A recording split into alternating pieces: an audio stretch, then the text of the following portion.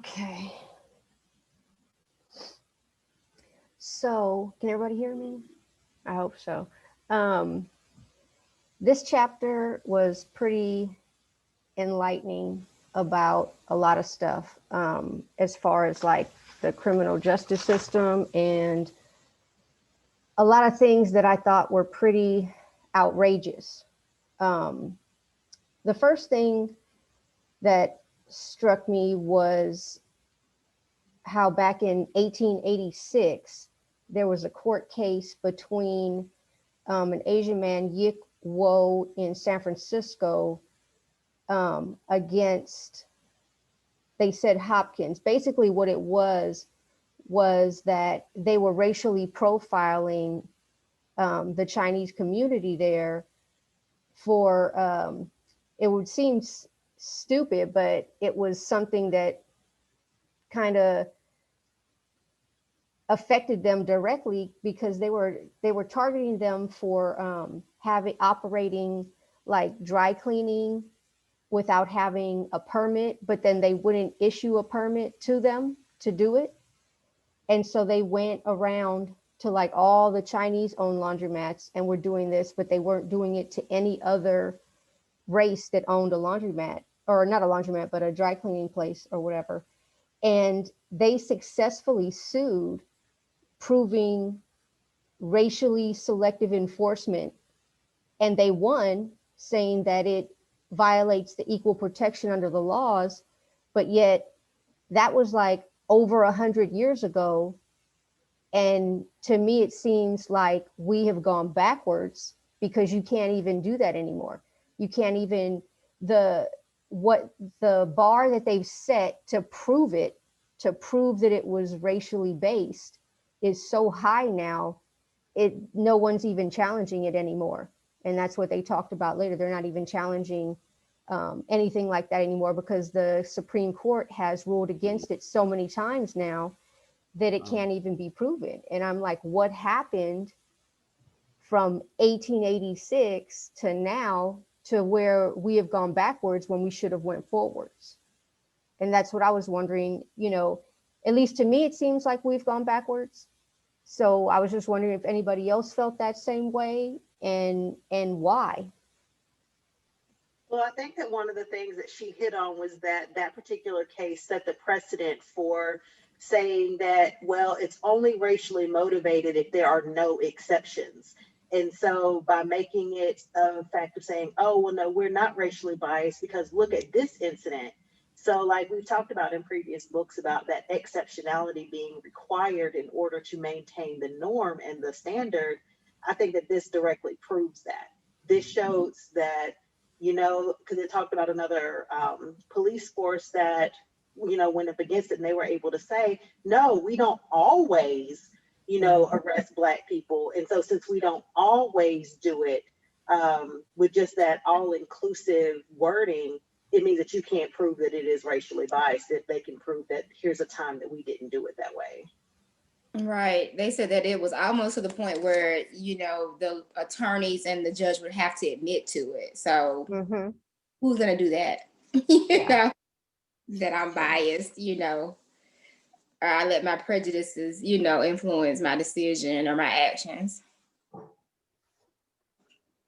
Yeah, no one's going to admit to that. But you would think, I mean, a lot of things that I've read in this book, the majority of Americans, I don't think, have a clue about. And it makes it, and then I wonder if they did know, would it make a difference? Because sometimes I'm on the pessimist side and I'm like, oh, if everybody knew, it still wouldn't make a difference because it doesn't affect them. So but maybe I'm wrong. Maybe, I don't know. Would people start to challenge things if they knew some of these outrageous laws and procedures that are going on? Because or do they know and just not care? That's another question I have. Because for me, I don't think, there was a statistic that I read in there where they said I can't remember what year it was, but they said at one point, 1 in every 10 African American males were in jail or had been in jail at some point at this time. I can't remember what year it was. And 1 in 10 is so high. And with when she talks about like the media and how they made everybody's perception of crime, they could say crime and people's perception and their thoughts were Black male. They associated it so closely. So then you have, you know, the majority of people who are not affected by it thinking this is because of crime and not anything else. And it makes me look back on growing up in Oakland and in my neighborhood, and it blew my mind when I actually thought about the reality of it, because I grew up in a neighborhood where everyone was there for many years. People didn't really move. You know, I remember everyone I grew up with. I still have contact with some people. And when I looked back on it at that time, in between like 1987 and the early 2000s, I don't know one person, one male in my neighborhood of like, I could name 15 people. I don't know one person who was never arrested. Not one, including my brother and including the Hispanic family up the street, but everyone else in the neighborhood was Black. But being in the neighborhood itself, which was targeted by the police, if you were there, you were going to have interaction with the police at some point, whether innocent or not. And it blew my mind to think, I don't know one person who was not in jail at some point for something. Not one person. And that's incredible. It's incredible to me because I never thought about that. I mean, going through it, you know, I remember being there, seeing, you know, everything that went on, but I never actually thought, let me think of one person who hasn't had interaction with the police. And I couldn't think of not one. Everyone, every single person. And the majority of my neighborhood was males. There was only a few, you know, females growing up there. And even the females had interaction with the police. But it was definitely targeted. And when she talks about the occupation of the neighborhood, yeah, I remember it. I remember it because back then, you used to spend a lot of time outside. You weren't inside. You were outside, talking to your friends outside. You were just outside. And I remember the police coming around the corner real fast, pulling up, jumping out, people scattering. I remember it all. For real. For real. I mean, sorry, the image of the scattering cracked me up. No, it's the truth. I mean, but is that because it was a lower income neighborhood and the attitude is just kind of like, that's an area where they must be doing something wrong. They must be doing something wrong. Right. And that was the attitude with the police. Definitely. There was no kind of community policing going on. It was, we're targeting this area because they must be doing something wrong and we're going to find it. Right. But that also led to a big case in Oakland of the police officers that they called the riders and them planting drugs on people because they had to make that true. They must be doing something wrong. And they did make it true. And a lot of people suffered from that. And, you know, it's just, I think that's why it's hard for a lot of people to wrap their heads around that people are actually targeted. Yes. And that there's this belief that if you don't do bad things, just like, you know, this summer, right, you won't come in contact. Stuff with George Floyd and Breonna. And I've seen a lot of, you know, posts from people on Facebook that said, well, if you had been doing the right thing, would not kind of brought this into your life. If you had just complied, if you just had done these things, then this wouldn't be happening to you. And so a lot of people, I do think there is a certain level of ignorance, or yes, you know, or you just don't want to see it. You know, or it's okay as long as it's not my community. You know, that people just choose, that it's just hard for them to wrap their head around it. Because if you were just a good person, this wouldn't be happening to you. That's the idea. Right, that's the idea. And they fail to realize that any small thing you do should not be a death sentence. It should not. So now we have a death sentence for counterfeit money, because supposedly he was passing off, even if he was doing it on purpose. I've worked in a bank for almost 30 years. And you know what happens when we get counterfeit money from people? We just take it and tell them we have to send this to the Secret Service. Sorry, we take their information. They go. We don't call the police. We don't call the police for a counterfeit bill, even if they were trying to pass it off. It does not matter to us. We just have to confiscate it so it doesn't stay out in circulation. That's it. That's it. And wasn't he found later to not be counterfeit? I'm not sure. I'm not sure. That kind of just trailed away in the media. Yeah, I thought I read that it wasn't counterfeit in the end, that was the suspicion, but that it wasn't counterfeit. And, you know, so that was like the accusation. I mean, I think that I was like, I mean, some of this is very familiar to me in terms of like knowing about the number of Black men in prison and that it's totally unequal and unfair. I was really, I mean, kind of taken aback by the difference in the sentencing between like the powder cocaine and the crack cocaine. That's such an obvious racially motivated decision, you know, that people, and because powder cocaine is more expensive, you know, so you're basically saying the people that can afford the higher grade of the drug, we're not going to target them. We're going to target the people who are having to go for this lesser, you know, and then the fact that more white people were using crack too, but they just do it. I mean, I don't want to say how they do it, but it was just interesting to me that the sentencing, when they said the one guy who got caught with, I think, was it 50 grams or something, and got 10 years, and then he got out in 4, but then they went and overturned and he had to go back. Yeah, that was insane. You know, that was insane. How it could have such, they're going to take that one drug and separate it out to, if you have it in its more pure form, you're going to get less time. And just in reading that whole chapter, it was very plain to see that they are not going to police and occupy and mess with the, you know, more affluent people, because there's less of a chance, there's more of a chance that they're going to get lawsuits from this, and people have more access to, you know, be able to defend themselves.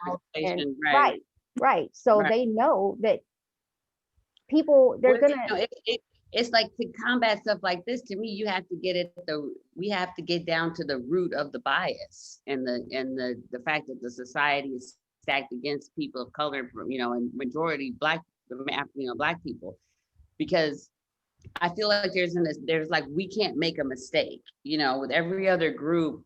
Well, at the top would be whites, right? They're allowed to make a mistake, to, you know, try to deliver some drugs for the first time, or to use drugs and get caught because they're young and they made a stupid decision. And it doesn't mean the end of their life, you know, that's just game over. That like they're not redeemable.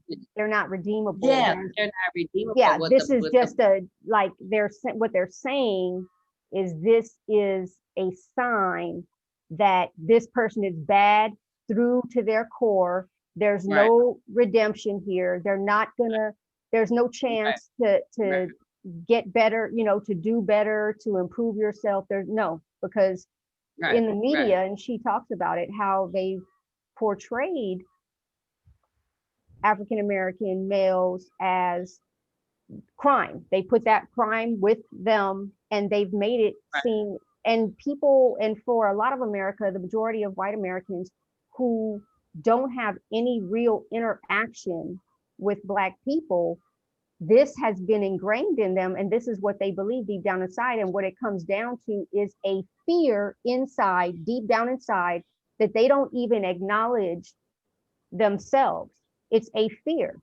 It's a fear of the unknown, and it's a fear that has been ingrained in them by media. And this is what they see because they don't really have any deep interactions that they would know a person really well. They might work with someone, but you don't know that person really well when you work with them. That's not, and if they don't have those interactions and they don't know, even sometimes when they do, there's a deep-seated fear that I think it's been instilled.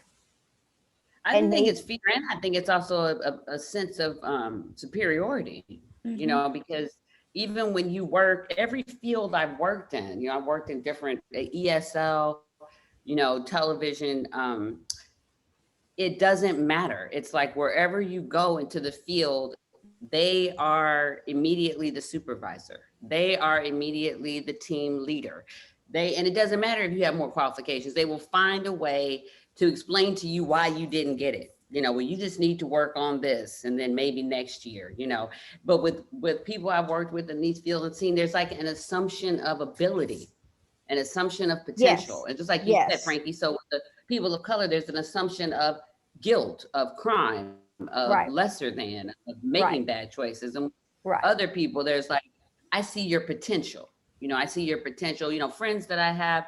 I mean, I'm not going to name names, but you can look at this person didn't go to college and this person did. This person, if they're white, is still sometimes able to rise up economically because if they are intelligent in any way and a hard worker, the assumption is, well, it's okay that you don't have a degree because I see your potential.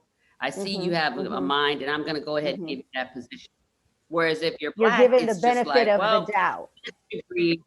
You're given the benefit of the doubt. If you're Black, it's like, well, you can have the degree and they will still doubt you. But I'm gonna beg to differ with you here because I'm gonna say that still goes back to fear because you, by having the degree and by having the intelligence and they see it, it goes back to fear. They don't want you taking anything from them because they know your potential.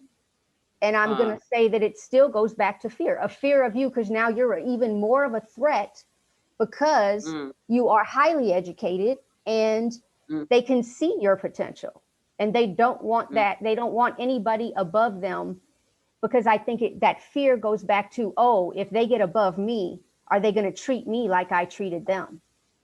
Right. I think a lot of that is what's happening in the country in America right now, though, is that it's running on fear. Yeah, definitely. There is an unconscious fear that a lot of people won't even admit to. And, it's just there and they already believe it. But going back to the potential thing, it made me think of a conversation I had with my cousin. And she dated a really popular boy in high school who was the class president. And, he had a lot of friends of, white, Black, everybody, that people just liked him because he's a really popular guy. And at one point she told me that, he told her later that, as he started, getting these different positions in school and, was homecoming president, king and all this stuff.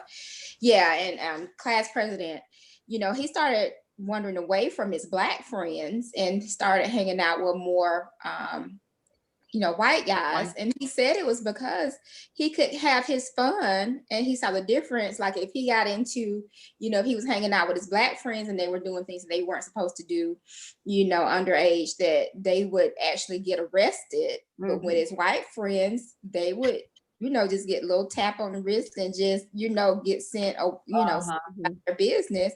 And so for him, in order to kind of like, in his mind, to protect, him going to college and his future, he made the decision to actually stop hanging out with his Black friends as much and hang out with the white friends because he could still, party and have a good time, and not get in trouble. It's crazy that he made that conscious decision. It wasn't something unconscious. No, it was conscious decision. In high school.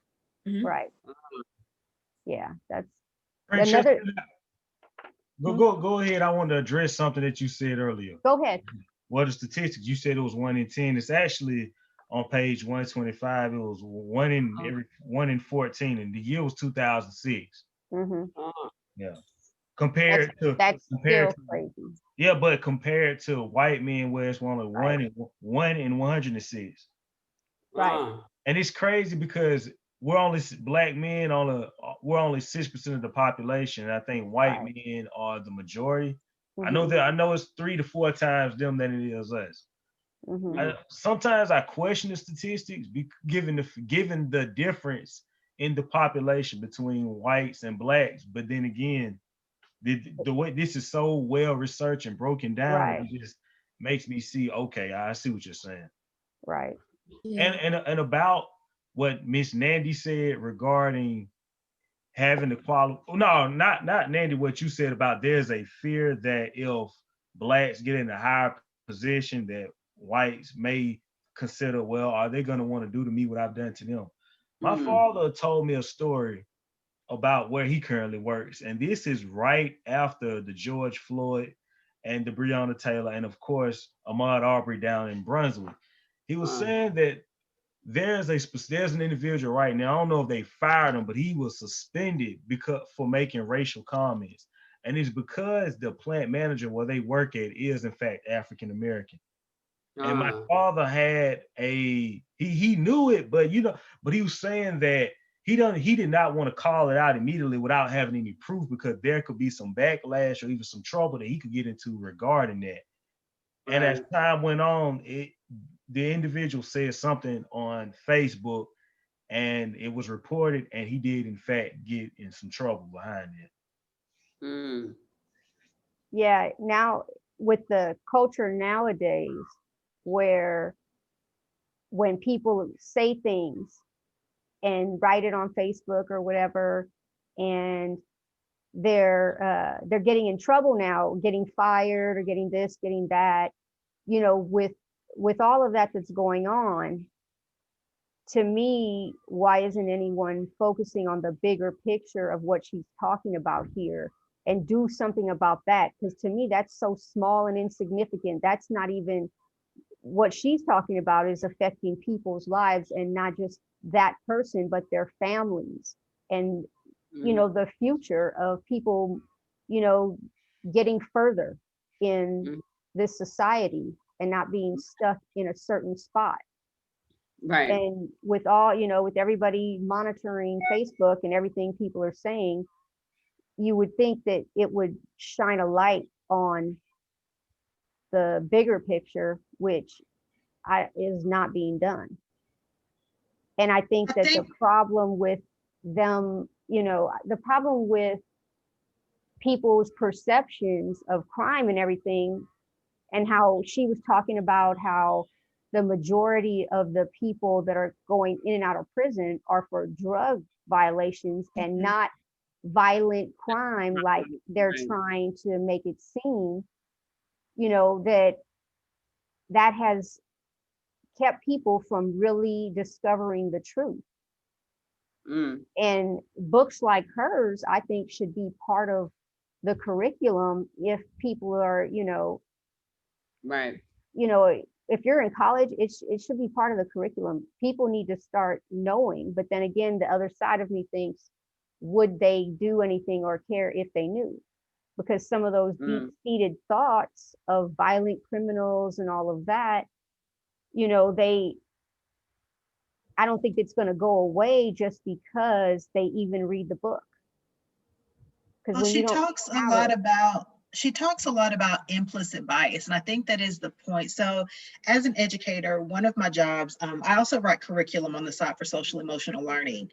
And so I travel around the country and I work with different teachers and try to teach them how to be sensitive to the needs of all kids, especially those of Black or Brown communities.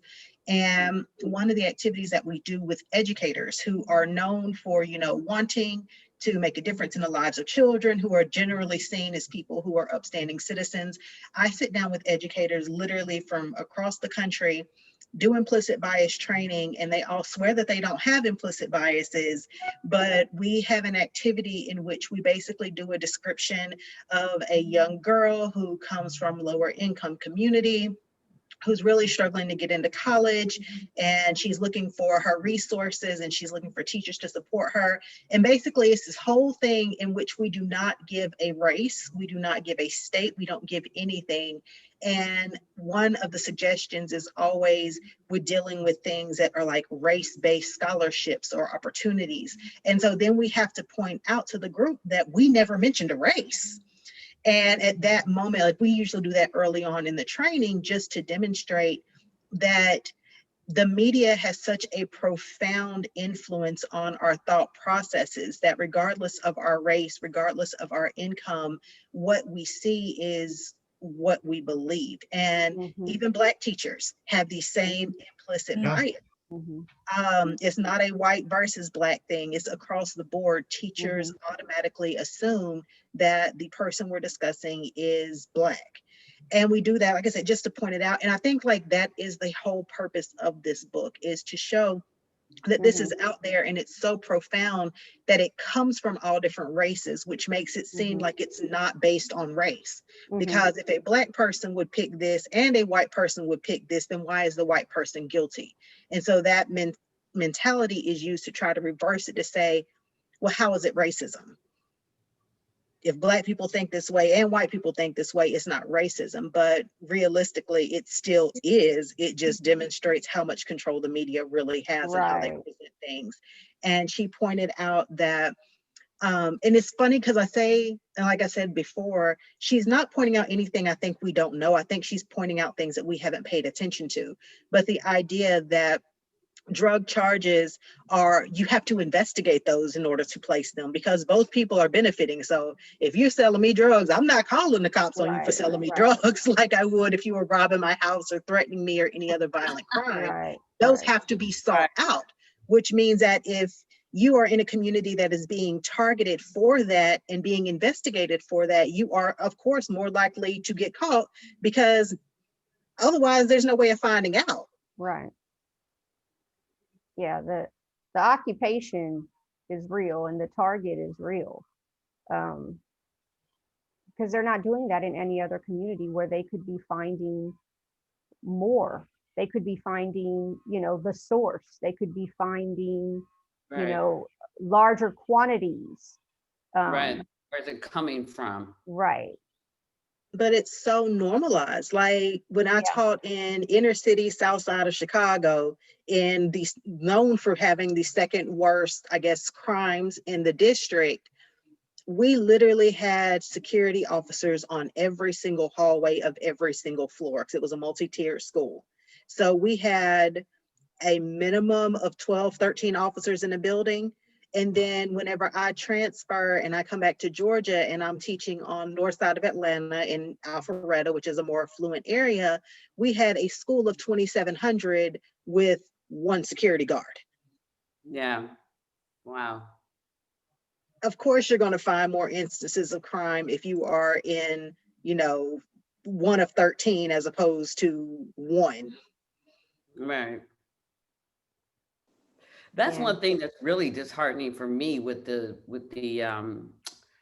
just with the advent of this policing of children, and the fact that, you know, we've created a culture now where I feel like the youth like lose their childhood. They lose the, you know, I remember when we used to have lockers in high school. I was talking with a friend of mine and we were laughing about being in high school and how it was so fun. Like your locker, you know, it was kind of like your little space in the school, and you decorate it, or you meet your friend at the locker. Or if you had a boyfriend, you meet your boyfriend at your locker. And there's this, you know, when you think about schools with metal detectors or kids being searched. And so this whole kind of police mentality has just, to me, continued to escalate.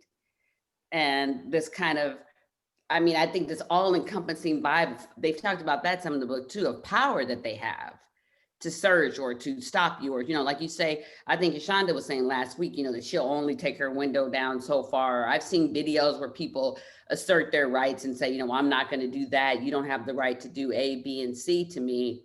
But it's kind of hard, like for me personally, to think about taking that kind of stance when I would be in fear of what they might do.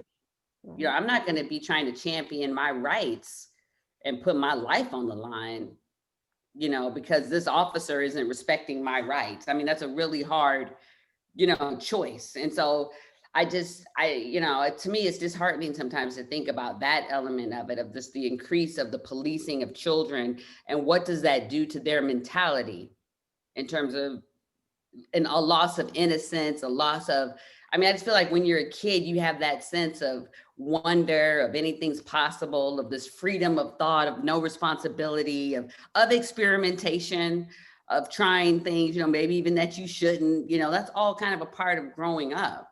And with this increasing attitude towards policing everyone, you know, I mean, I'm in a restrictive society right now, and it's not fun a lot of times, you know, to have to have all your freedoms restricted, you know. So I think about that sometimes with the increase in the policing of children. I think that, and young Black men having to instantly kind of have this older fear mentality, like an adult would have, that they might be in danger if they are associating with the wrong person, or if their older brother is into some sketchy situation and they happen to go with him to the store, or, you know, like, and like you said, even culturally, like in your community, Frankie, people hanging outside at night just to hang out because there's not much opportunity to go to the lake house for the weekend and get drunk inside the lake house.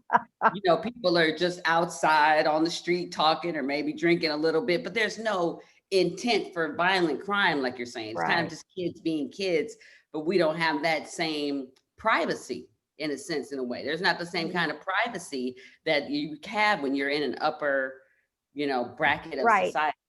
And that goes to something she also talked about in this chapter, about how they claim they're targeting those areas because the drug activity is happening on the street versus in the more affluent areas where it's happening behind closed doors. So that's what their reasoning supposedly is, because they'd have to work harder to find it behind closed doors. And, you know, it's just easier. It's easy pickings when you can just pull up in a community, jump out and just, you know, interrogate anyone standing around, even if you're not doing anything. Plenty of times I recall, you know, the police just, you know, being harassing teenagers. We were teenagers. We were all in school. We weren't, I mean, I don't know if it was by design with the crack, you know what I mean? But when you had I saw it ravage through, you know, my mom's side of her family in terms of people who were casually using cocaine, you know, as a party kind of thing, and then it turned into crack. And then you saw these women. I mean, it would be like zombies. Just horrifying to see what it was doing to the moms who were becoming addicted. And now the children are being raised by the grandparents. And that's another whole set of issues. And I interviewed this guy that was a classmate of mine that got into selling drugs. And I was asking him about why he did it. And he was saying that, he said, well, you know, if you look at this environment, he was like, you hear cars going by outside with the bass and the beat. And he was like, it was like the streets were calling. And he was like, and if you look around this community, he was like, what do you see on every corner? He was like, it's like liquor stores on every corner. There's no place. He's like, there's people in West Oakland that have never had an opportunity to even go to San Francisco. Like they don't leave West Oakland. So their vision is so myopic in terms of what they view as their world, you know? And he was like, and it's just like no opportunities. So if you're gonna go to McDonald's, you know, and then there's a whole media push of what's cool, what you need to wear, how you need to look to feel good about yourself, that we, like Jasmine was saying, you get so, you know, kind of controlled in your mind by the media in terms of how you see yourself as being worth something. So then, you know, why not sell these drugs? If I can make $200, $300, $400 in a day, or I can go to McDonald's and make about 40 and wear this uniform and be teased as I go home on the bus, in a society that says money makes you more masculine, makes you more attractive, makes you have swagger, then which choice are you going to make? You know? And that's hard they've already, you know, I've seen a lot of studies where they talk about people's brains, they don't develop fully that part of the brain that deals with, understanding the consequences of your actions and things like that until they're like 25.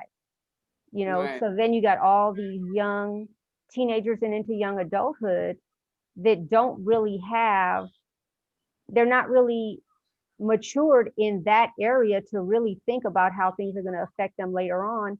You have that on top of it, but there's no leeway for that to be a reason that you made a bad decision one time.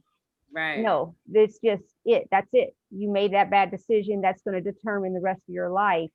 And it's very hard to get out of that when they make all these other things, like you can't be in public housing. You can't get food stamps. You can't. So, you're going to need something.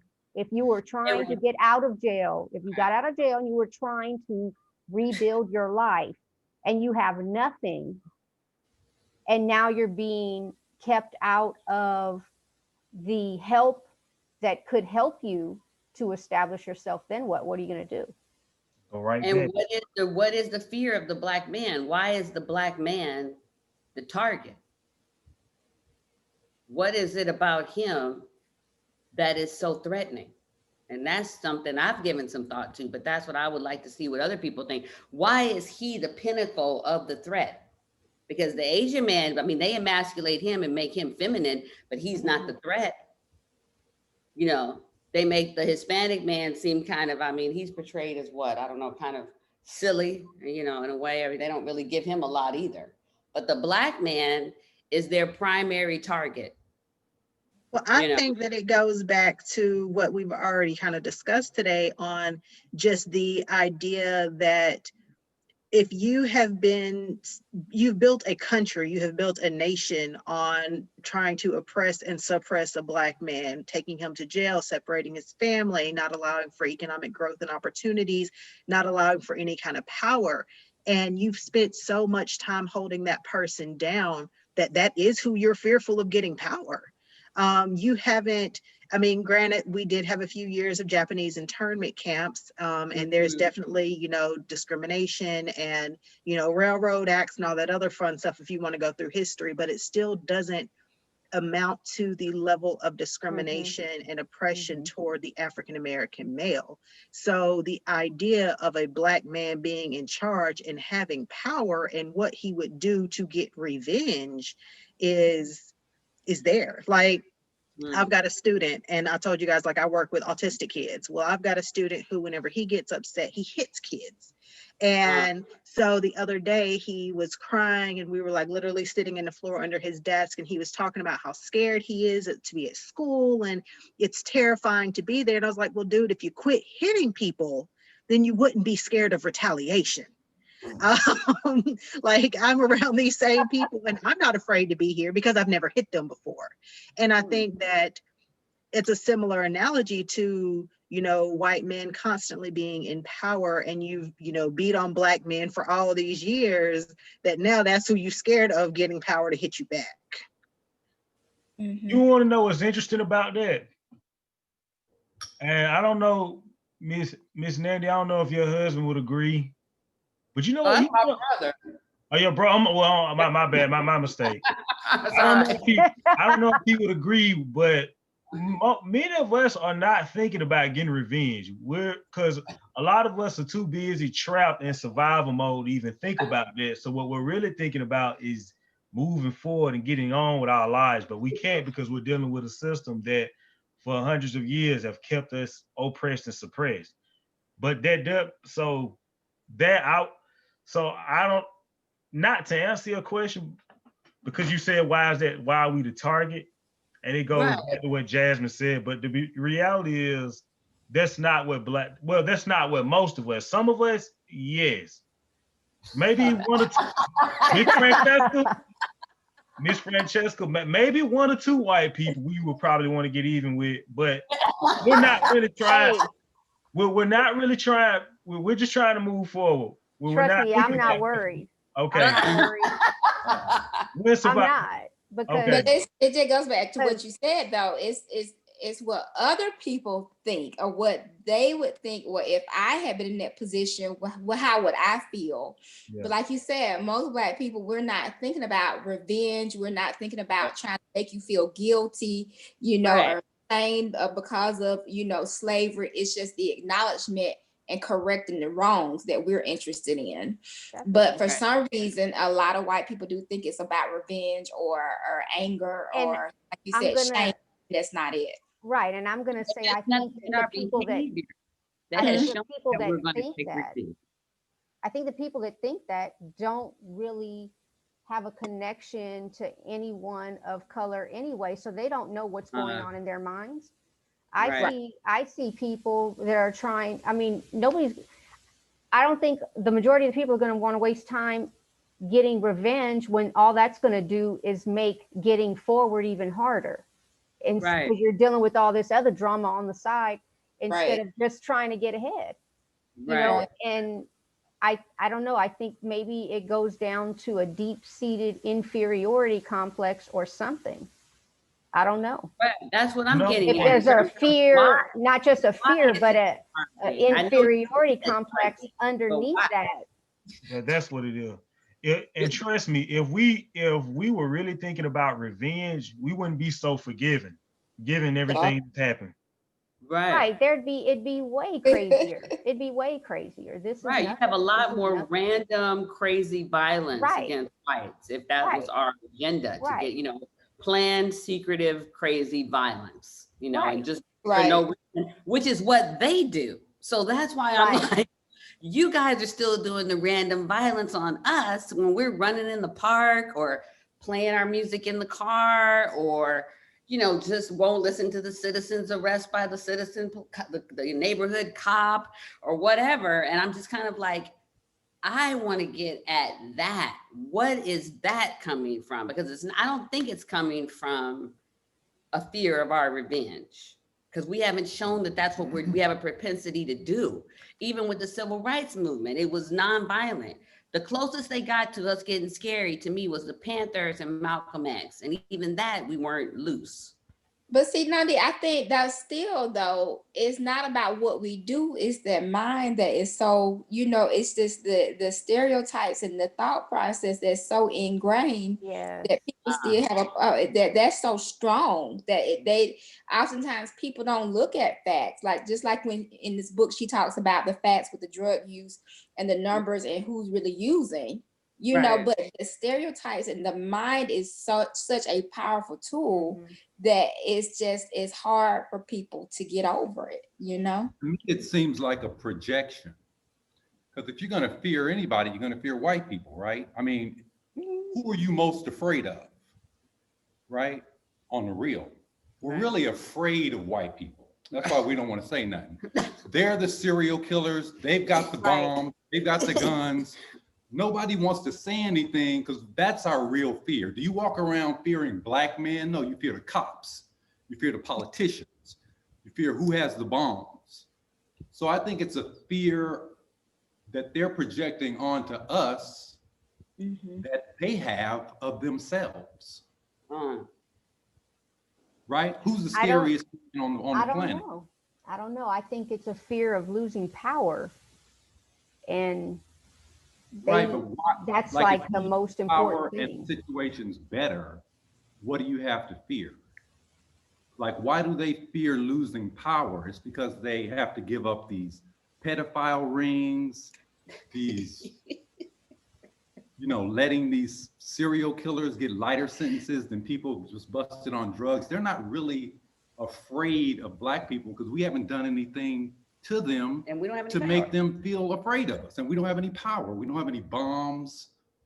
But what I'm saying though is that the media, like she said, is so strong and ingrained that even though you don't, and you're not the ones doing all that stuff, they still don't see that because of what's ingrained in them, and the fear is ingrained in them too because of what the media is portraying, that you need to be afraid because they're going to come into your neighborhoods and they're going to get your kids addicted to drugs and this and that.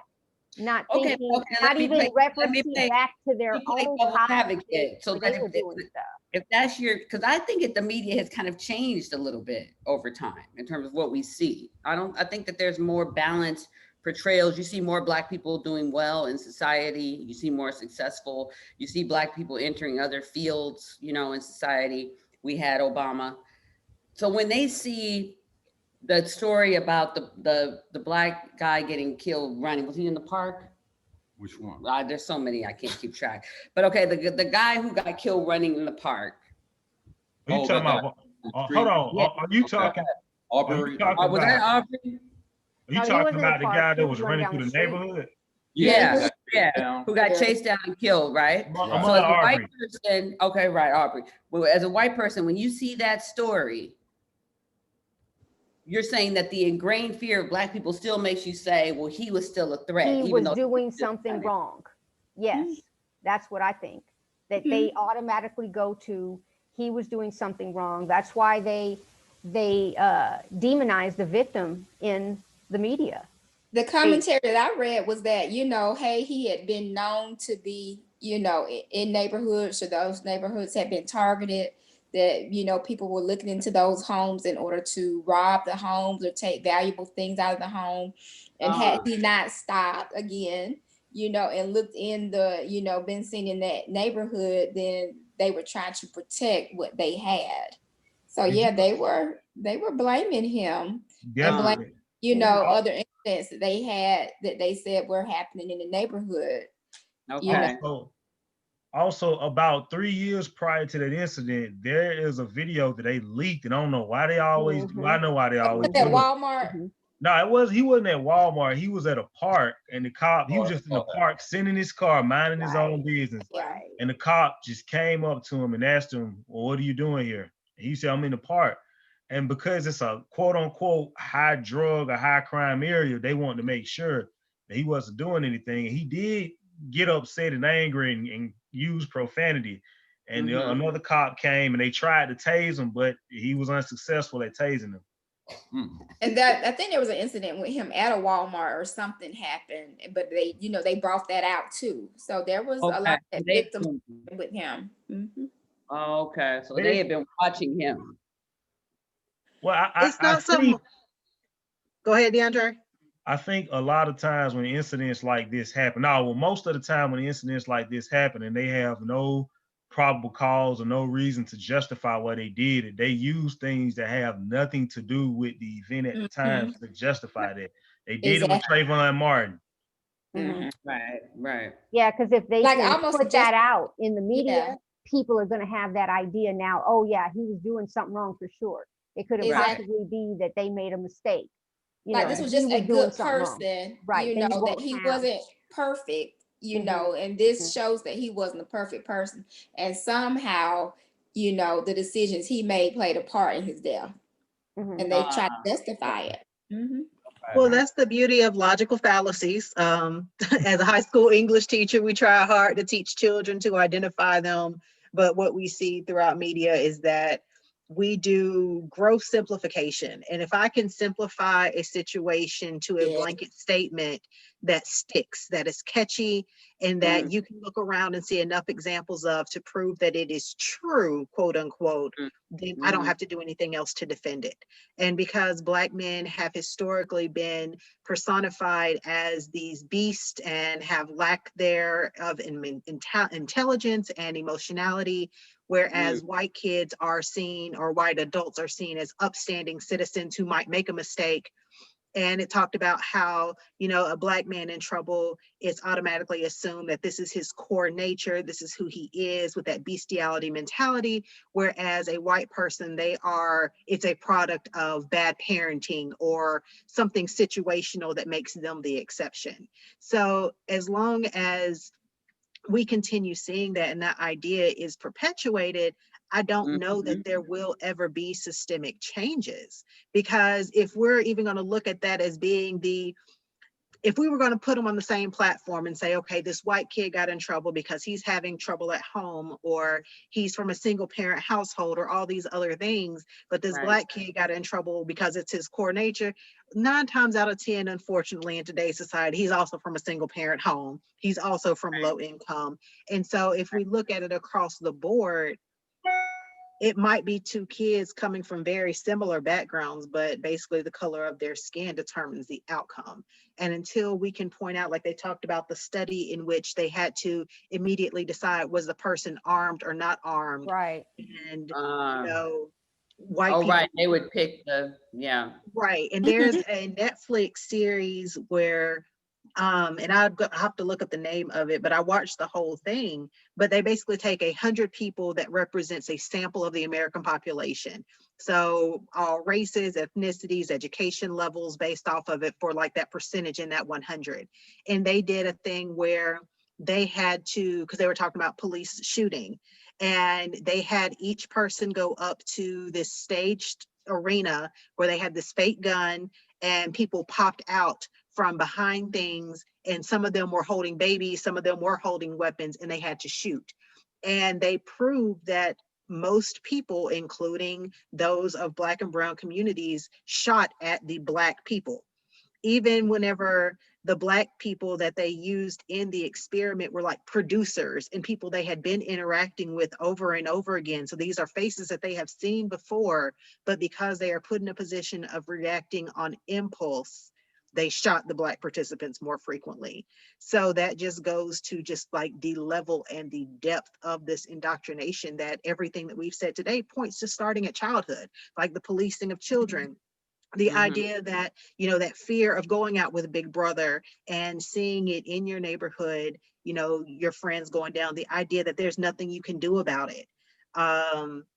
Unfortunately, no matter how many forums people try to have about knowing your rights and knowing laws, the people who really need it don't show up to learn about them. And until you know your rights and your laws, and you have the resources to actually contest anything that is racial or inequitable, you're not going to see changes. I agree, but I think that even the laws are skewed so badly, and what prosecutors can get away with, and what, you know, just how it's all set up, that it makes it an uphill battle that a lot of people don't want to deal with. Because I mean, it's just like how in the chapter when she was talking about the all-white jury and how prosecutors can strike someone, and as long as they don't say straight out it's because that person is Black, then they can get away with it, because they can use any reason whatsoever. Like she was talking about, the prosecutor wrote he didn't like the guy because he had long curly hair, and he didn't like the way he was dressed, and just ridiculous things that he used as reasons why he struck that juror. And it's okay as long as they don't say it was because of race.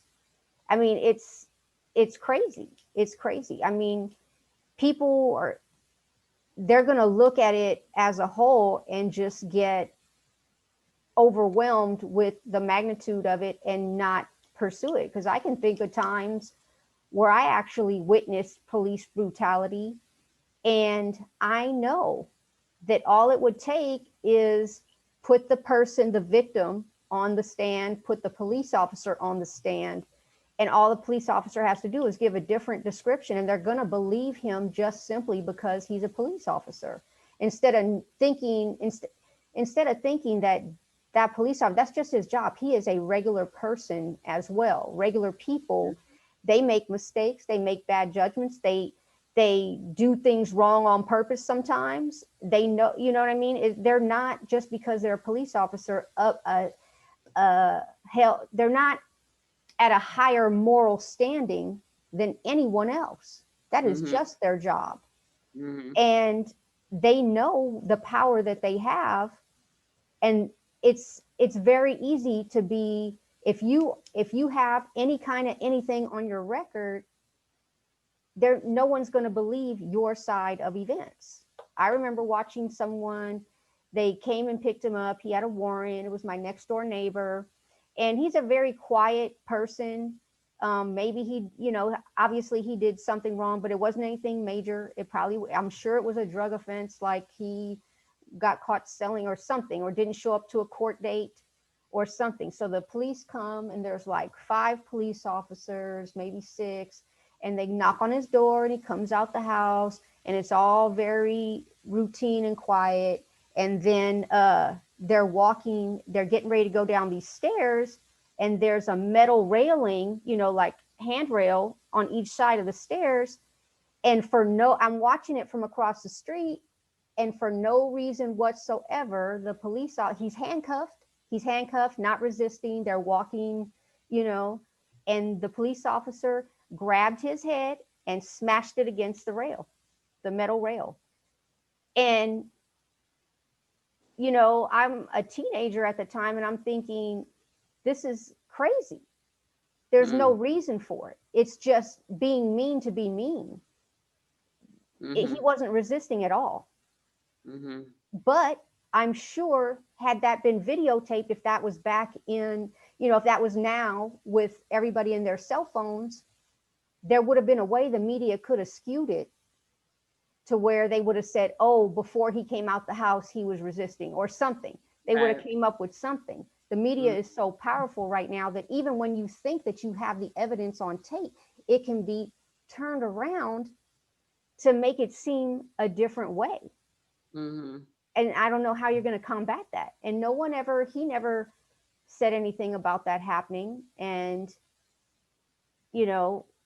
when you see it and you see that kind of stuff happen, you start to think that that's normal, and you accept it. You accept it. And especially if that was in the media, they would have went on the fact that he's a criminal to begin with. They were picking him up on a warrant. He's a criminal to begin with. So whatever happens to him, that's what that's what he gets, because he's a criminal. So it doesn't matter. Doesn't matter. We can treat him anyway, but he's a criminal first and foremost.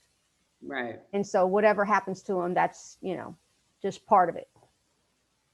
So that's interesting that you said that. You said he's a criminal first and foremost, because I think with the mentality, there has to be a reforming of the training of police officers. Oh, definitely. And the idea that once someone does something illegal, or what have you, that means they don't have their humanity anymore. It's like stripping people of their humanity. If you strip someone of their humanity and put them in a cage, then, they are going to become more animal-like.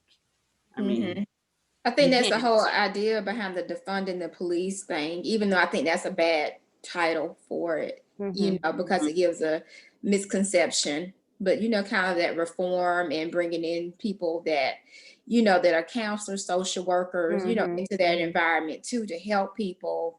And like you said, to actually working on rehab and reform rather than just, sentencing people and condemning people. Right, because there's trauma, I think, related to crime and bad choices, and especially with drug use, even when Frankie, you were saying about seeing him get his head smashed against the railing.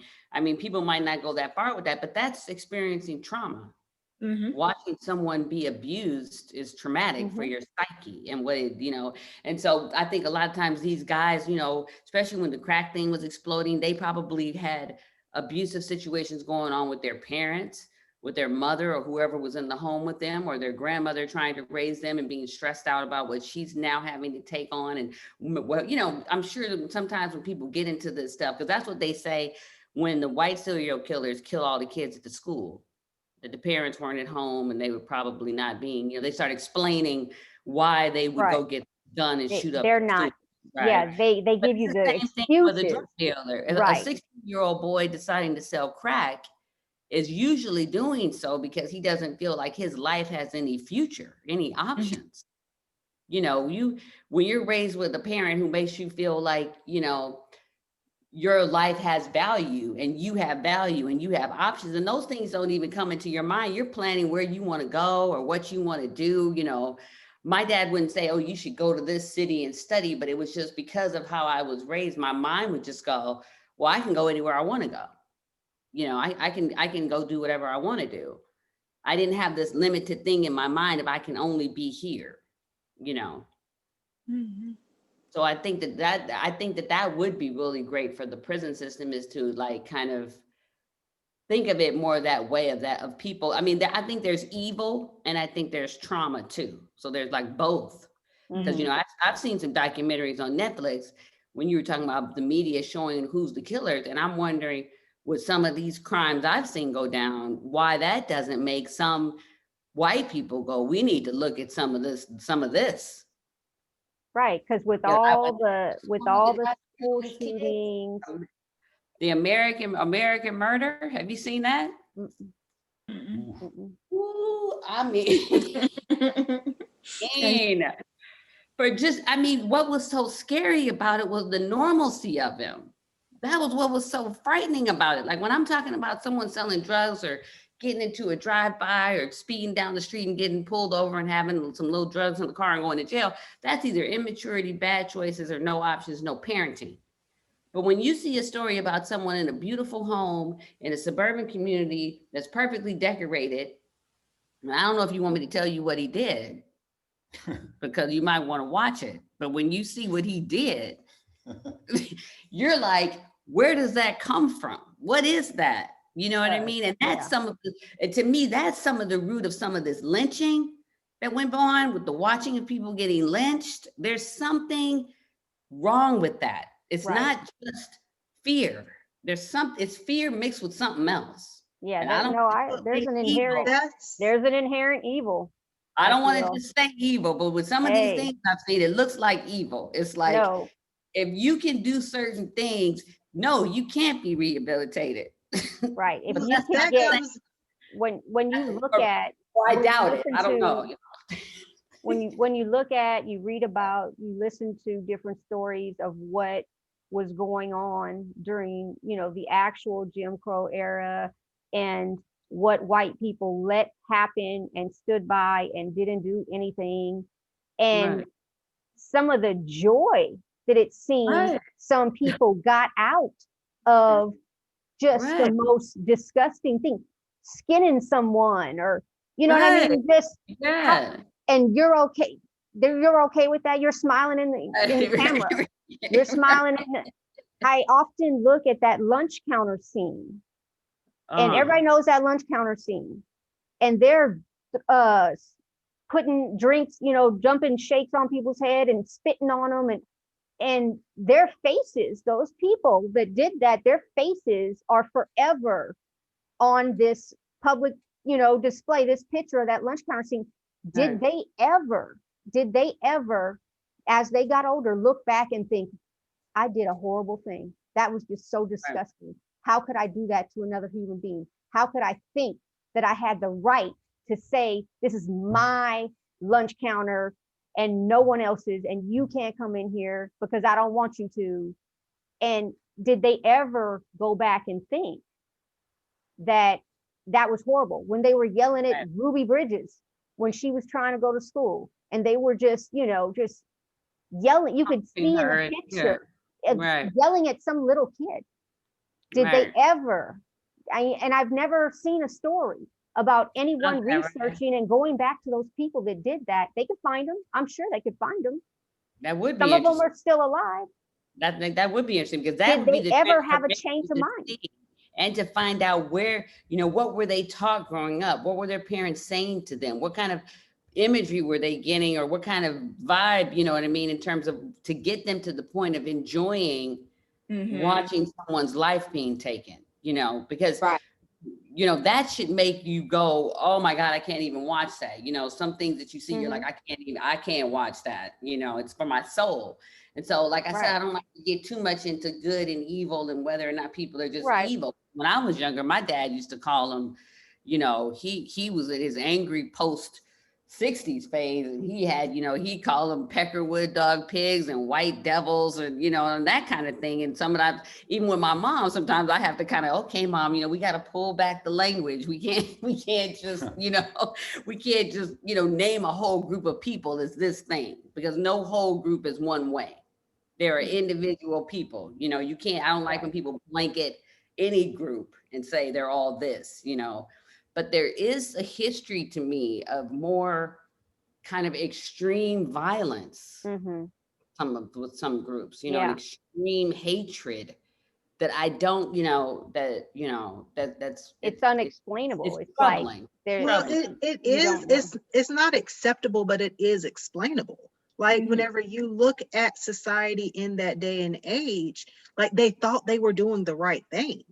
I don't think that, you know, if your entire life you've been told that all Black people are racist or rapists and murderers and thieves, and then all of a sudden they want to come and they want to sit there with your family at this diner and they want to, you know, interact with your Right, kids. But right, everything that you know about them, everything that's been perpetuated through media, through interactions, is that if you let them too close to your little girl, they're going to take her to a bathroom and rape her.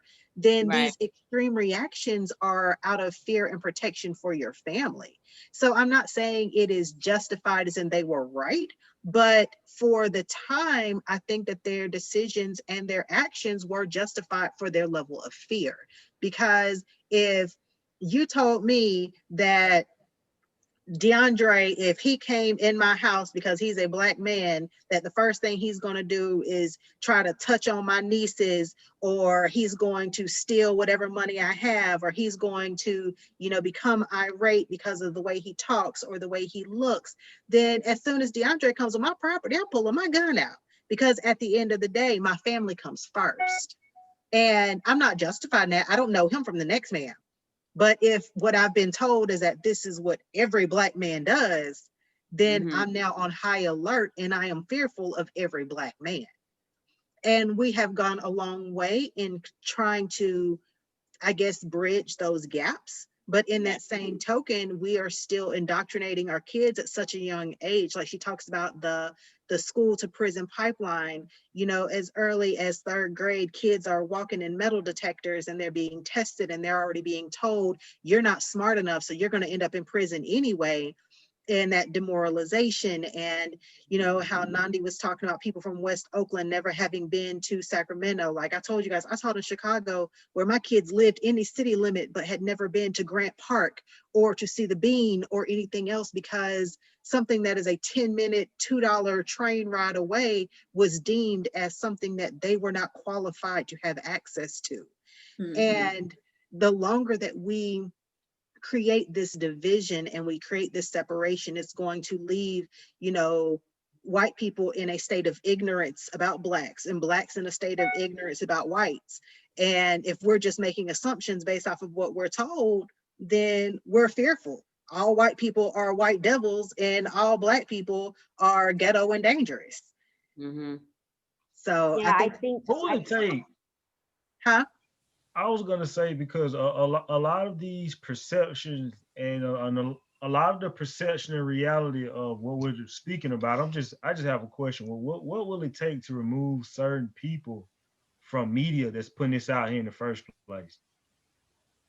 I think with social media, I don't think there's a way, because there are so many people who find enjoyment in the chaos behind it, that there are people who are planting false information. And I mean, I think I do not agree with 45. Let me put that out here for the start. But I do believe that fake news is a real thing. I think that he has hyperbolized it and he uses it for anything that's against him as fake, which I don't think is true. But there is, in fact, a lot of fake news out there to stir up controversy and to perpetuate stereotypes and maintain a division. Because this is what happening. So the news, as Francesca and some of y'all have said, the media is planting these false narratives and false images about Black people, portraying us a way that if you really get to know many of us, you see that we're clearly not like that. But then again, what it's doing for Black people who don't know any better is even worse. It's socially engineering us for self-destruction.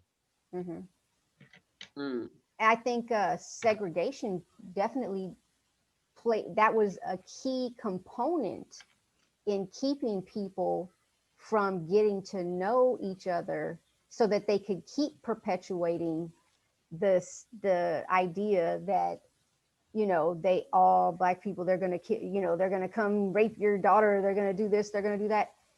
And I think they had to have the segregation, because if they didn't, people would eventually start to learn that that's not the case. You know what I mean? The segregation was a key component. Well, the reason that MLK was, on a start to actually being successful in bridging the gap was because he was able to identify, it as a class thing. And he was trying to unite the poor whites and the Blacks, saying, hey guys, you really are kind of in the same battle. Right. You have someone who is above you, who doesn't want to relinquish power, who sees you as beneath them. And I think that every leader that we've had who has tried to identify those similarities in that upbringing and that communal ideology and our values are very parallel, but we are told, that other side is so evil that it's hard for us to come together. And he was killed before he was able to bridge that gap. And I think that anyone who tries to bridge that gap is going to come up on, hard times. I think that stuff is going to continue happening, because until we can create an environment in where we can get to know each other. And DeAndre, this is my attempt at answering your question on what it's going to take. Don't think it's feasible, but I do think that's what it's going to take. It's going to take communication across racial lines. I think that we are making great strides as far as interacting, but at the same time, like we've read in her book, there are just new laws. And so it's no longer racial discrimination, it's class discrimination or location discrimination or ageism or whatever the case may be. We're just finding new terms for it. So I don't know how to overcome it. Well, and she talked about in White Fragility, one of her last suggestions was that people engage in genuine relationships. And that's what she was saying, that, a lot of times, even though people say, I have these friendships, I have Black friends, I have gay friends. When you really dig into it, you really don't have a true genuine. You may know someone, you may have an acquaintance, you may have someone that you work with, even go to church with, but that you have a true genuine relationship where you engage in real meaningful conversation about their experience, that for the most part it just does not happen across the races. I think a lot of times for white people that may claim that they have Black friends or whatever, I think there's something that blocks them a lot of times too from actually having a deep, meaningful friendship, a real friendship, because of the things that are going to come out that they don't want to face. They don't want to know a lot of times what the real truth is. And a lot of times, I think that their ignorance of a lot of things pushes Black people away from wanting to get any closer to them because of certain stupid things that they might say, or that they're really ignorant about, and it's, I don't know. I think it definitely, it keeps people apart, because it seems like white people, I guess I would say, I haven't read the book yet. I'm probably going to read that one too. I do think they're fragile. Because to me, growing up where I grew up, if you were fragile, if everybody had to be strong. Everybody had to be strong, and showing emotion, like as far as sadness and things like that, that was like considered weakness, and everybody had to be strong. And you would deal with people talking about you and this and that and fights and jealousy and all that, and it was just different from what I saw from the other people I knew that didn't grow up in my neighborhood. The other white people I knew, they had to deal with less violence and less trauma. So to them, if somebody raised their voice, that was intimidating. They were scared. That was like, you're assaulting me in a way. Right. And to me, somebody raising their voice, I live in a household where, my dad yelled daily. And I'm just saying, he would. Yelled daily. He did. I mean, he had his temper was really, really bad. And he never hit us or anything like that. But if you, he would definitely intimidate. He would definitely intimidate someone the way he talked. But to me, I just was like, he's getting on my nerves, and I'd walk out the room. Right. But I do see as I got older, interacting with different people of different races and my own race that I didn't have much contact with growing up, that people would get intimidated by somebody yelling. Like, I even served on a jury where they were trying to say that the guy assaulted the police, but he did not assault them. They had video of it. He was yelling at them, telling them get off his property. Mm-hmm. And everyone else took it as he was threatening. Whereas to me, he wasn't threatening because he didn't raise his arms. He wasn't getting ready to fight. Right. So I wouldn't be threatened by that. But everybody else, that was threatening. So it's all like a perception thing. And what you were saying about the trauma is really true, because in all the things that I've experienced, what I've seen, it can't be unseen.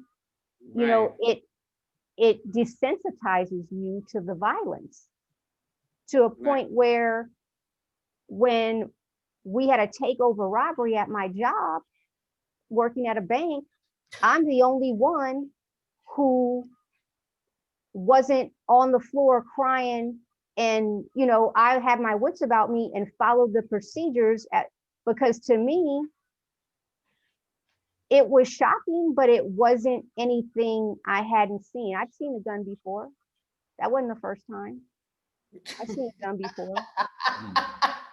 You know what I mean? Like, it's just, it's a different, depending on, I think it really depends on where you grow up as to what. Totally depends on where you grow. I mean, it's going to me coming back from Iowa, because it goes both ways, me coming back from Iowa to Oakland and being told, like, why do you talk like a white girl? And, me being like, well, I just got back from Iowa. I mean, I just don't know. I don't know what else to tell you. And so we had that thing where you, in some ways, were more culturally Black than I was when I got back, because I had just come from Iowa, where everybody's in the school play, and, you leave your doors unlocked. And, they had some questions in terms of not understanding the fact that I was Black, maybe say something silly, but it wasn't like racism. It was just like, we don't really have any Black people here. You know what I mean? But as long as you want to be a part of the community and you like school, we like school. I mean, it was like, we'll accept you, to the extent that we can. And I found almost more within the Black community, it was like, you're not Black enough. You know what I mean? The way you talk, the way you carry yourself, you think you're better, that kind of thing. And so there gets to be this mentality of what is Black, and us limiting ourselves in terms of, what is Black. Now that your experience isn't Black enough, so we're not going to accept you in the Black fold. You know what I mean? Because you don't really fit what we're used to. So, you know what I mean? That makes us uncomfortable. And so I think there has to be kind of a, like you're saying, genuine relationships and accepting of people and of difference, even within the Black community. I mean, the same thing you experienced, that they were saying you were talking white. Then I got I'm trying to be Black, or I'm talking with a Black accent. To the point, and for me, I can't hear it. I can't hear it. I don't hear an accent. I don't. And it got to a point as an adult where sometimes, people ask me a lot, and I get it at work a lot, and they think I'm from the South or something like that. And eventually I just started saying, because it was easier to explain, oh yeah, I'm from Texas. I started saying that because I didn't want to keep explaining why I talk a certain way when I don't hear it, and I don't think that, I don't know I know what they're talking about. I know what I think that they're hearing, but I don't hear it myself. Right. And so it's a stereotype in either situation. Because even when people find out now, anyone who knows about anything about Oakland, and they ask me where I'm from, and I say I'm from Oakland, they automatically assume that I grew up in the hills with the other white people that were there. And that's where the money was. You know what I mean? The hills, I went to that school, and I'm like, no, I graduated from Oakland High. I didn't have that experience, but everybody's going to, they automatically assume that that was my life. That was my experience growing up in that more privileged environment that I didn't have. Right. And I'm not going to say that being white in and of itself didn't help me in life. I'm sure it did. But growing up in that neighborhood did not help. It did not. It did not. That was one thing. I was Francesca? telling Rondi about one time I was 15 years old trying to get a job, my first job, and I told her that the lady who was interviewing me, it was outside of Oakland, in a city outside of Oakland, more predominantly white neighborhood, and I was at the mall, and the lady looked at my application and looked at my address and straight up asked me if I knew any drug dealers. That was her first question to me. She looked at my address on that application and asked me that. That was it. It was over. You honestly said. Because I was stupid and I lied. I mean, I didn't know to lie, and I said yes. I'm 15. It's my first job interview. That's dirty. That's dirty to ask somebody that. I know that is dirty. That's wrong. That was That's the first. That's entrapment. Right. I mean, I wasn't going to lie. I mean, I didn't even understand what was going on. I was so shocked by the question at first. Right. And I didn't, my first job interview, and I didn't really know that my address was going to be a problem with me getting this job. Right. And it was. It was. And that put me, you know. You didn't get it, right? No, I didn't get the job. Shut up. I didn't get the job. But that, you know, your location can hold you back as well. Right. And especially like with the whole, she talks about the occupation of the area. Me being there, even though I'm white, I'm going to run into the police too. At some point, I will be in the back of a police car, which I have been. At some point, I will be up against the fence, you know, with my arms, just from being outside, not doing anything wrong, not doing anything wrong. Just, I think Jasper wanted to say something to you.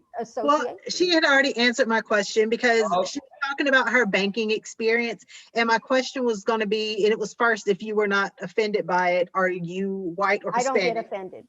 Oh, I'm Italian. Like Italian, okay. Yeah, I'm first generation American. My father was born and raised there in Sicily and then came to America as an adult. Okay, so but that further plays into my next question then. How did your coworkers who were on the floor crying, whenever they saw how you handled the situation, did they question you? Did they treat you any differently? Did that shift the dynamic in how they perceived you because you didn't have the same response to that traumatic experience as they did? Well, you know, after it happened, right after I went and did everything I was supposed to do, lock the doors, call the FBI, do all this stuff, I started thinking to myself that maybe I got a little scared. I was like, okay, so I didn't react the same way as everybody else. Are they going to look at me with suspicion now? Like I knew these people. And I started thinking of the movie Set It Off. And I was like, and her name was Frankie. And Frankie is my name that I go by. Like that's what I grew up with. And I'm starting to think, you know, maybe I should have. And I have told myself, but you know what? It could have possibly happened. I could have known that person because it happened to one of my coworkers when we were robbed a different time. That she went to high school with the guy that was robbing us. No. Yes, it happened. It could happen if you're in that area, the same area. I can't help who I know. And no, I did, and they were looking at me differently. That the fact that you know, I didn't react like that. And I told myself, if this ever happens again, I'm going to be on the floor crying with the rest of them.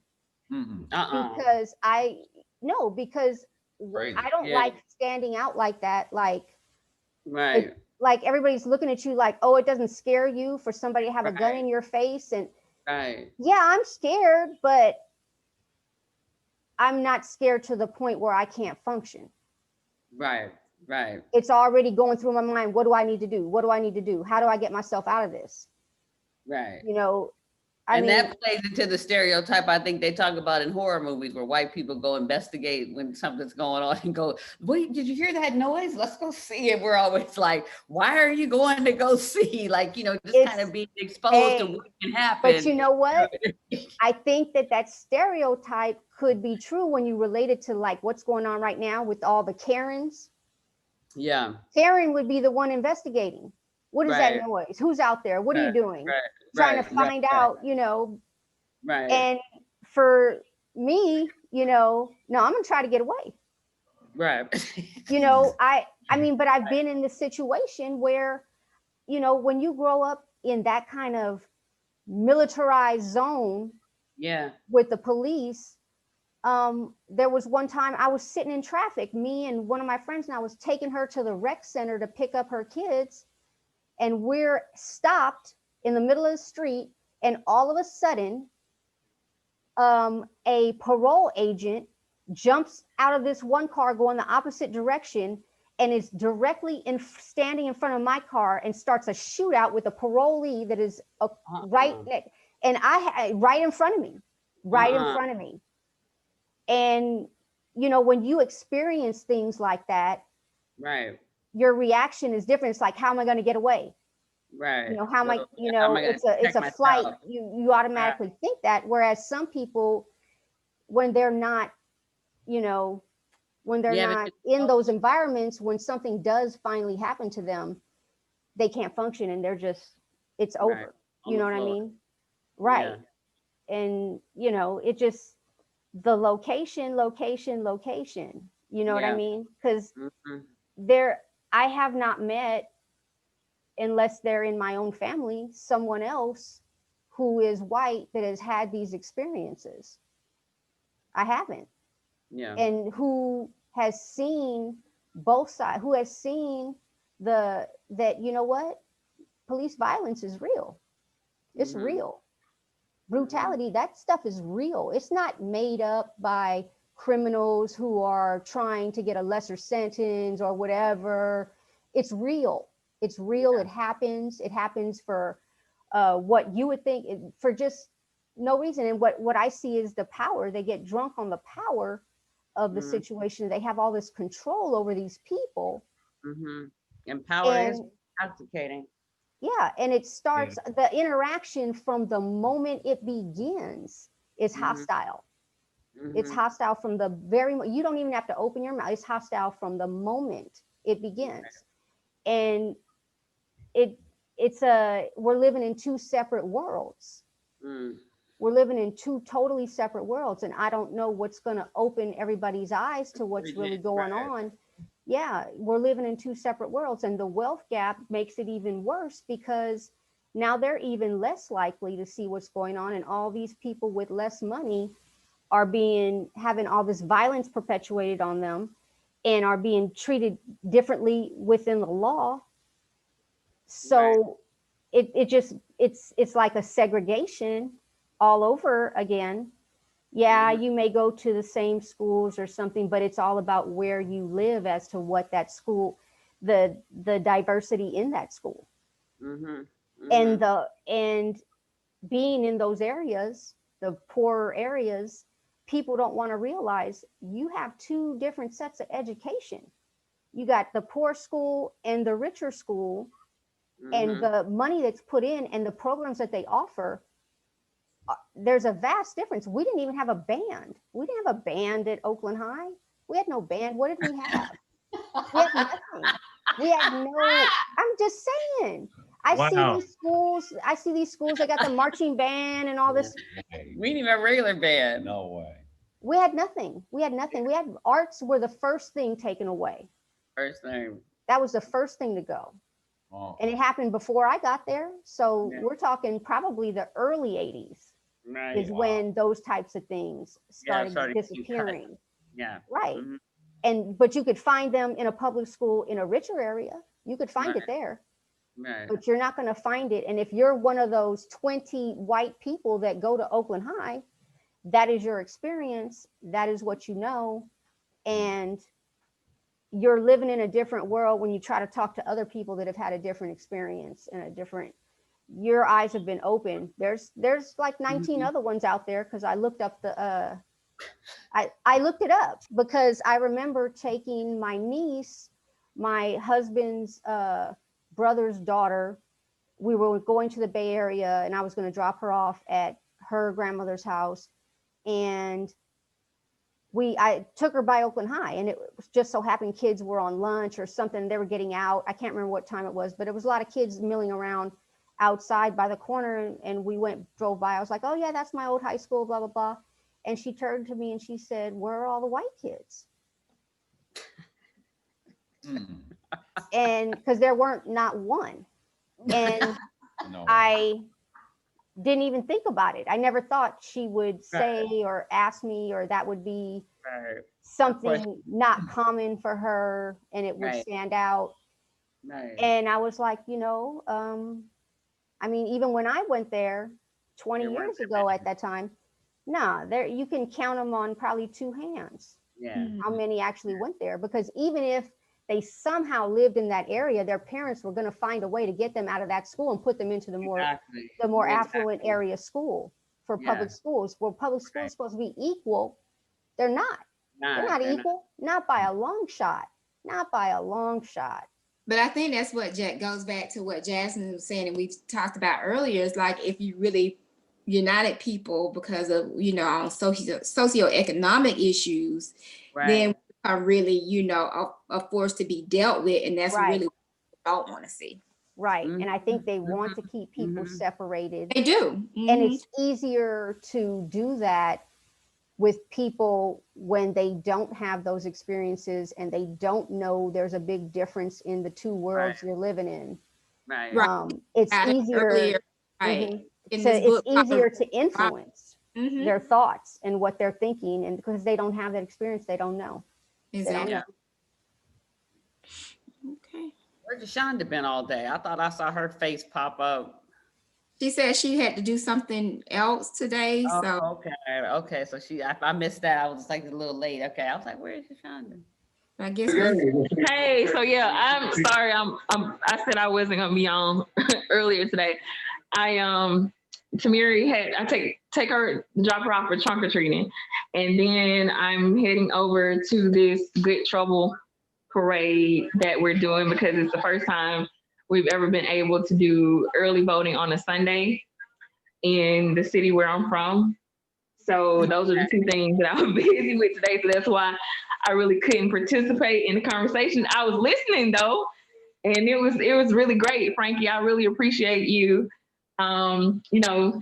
stepping up and saying, hey, I'll facilitate this one, even though I'm new. So I appreciate that.